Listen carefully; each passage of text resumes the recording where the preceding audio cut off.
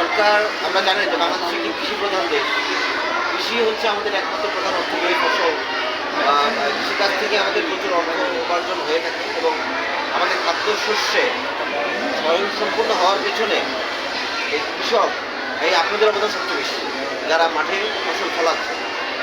সরকার দেখছি যে প্রতিদিনই আমাদের কোনো না কোনোভাবে ভূমি নষ্ট হচ্ছে, মানুষজন আবাসস্থল করার কারণে কৃষি জমিগুলো নষ্ট হয়ে যাচ্ছে, তো জমির পরিমাণ কমে আসছে।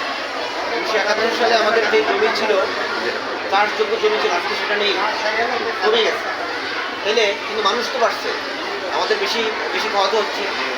আগে আমার দাদার পুরো পরিবারে লোকজন ছিল 20 জন, এখন সেই পরিবার ভেঙে সেটা হয়ে গেছে 120 জন, তাই না? জমিও কমে গেছে, লোকও বেড়ে গেছে, তো খাবার এখন বেশি লাগছে সবজি।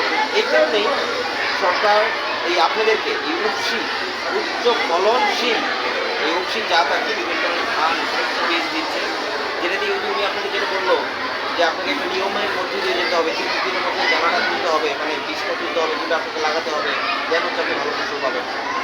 সরকার আপনাদেরকে সহযোগিতা করছে, সাথে আপনাকে প্রণোদনা দিচ্ছে, এই যে সার দিচ্ছে, বিনামূল্যে বিনামূল্যে বীজ দিচ্ছে, এটা উচ্চ ফলনশীল বীজ সরকার এটা সংগ্রহ করে আপনাকে দিচ্ছে, আপনি যাতে সর্বোচ্চ ফলন পান, আপনি যাতে লাভবান হন। এতে আপনি মনে করেন যে সরকারের লাভ কি? সরকার অনেক লাভ। আপনি যদি বেশি ফলন উৎপাদন করেন তাহলে সরকারের বাহির থেকে কিনতে হয় না, কিন্তু সেই টাকাটা সেভ হয়ে যায়। সেই টাকা দিয়ে আপনার জন্য বাহির থেকে আলাদা করে দুটা সিরিঞ্জ কিনতে পারে, দুটা ইনজেকশন কিনতে পারে, যেটা আপনাকে হসপিটালে, সরকারি হসপিটালে গেলে দিবে।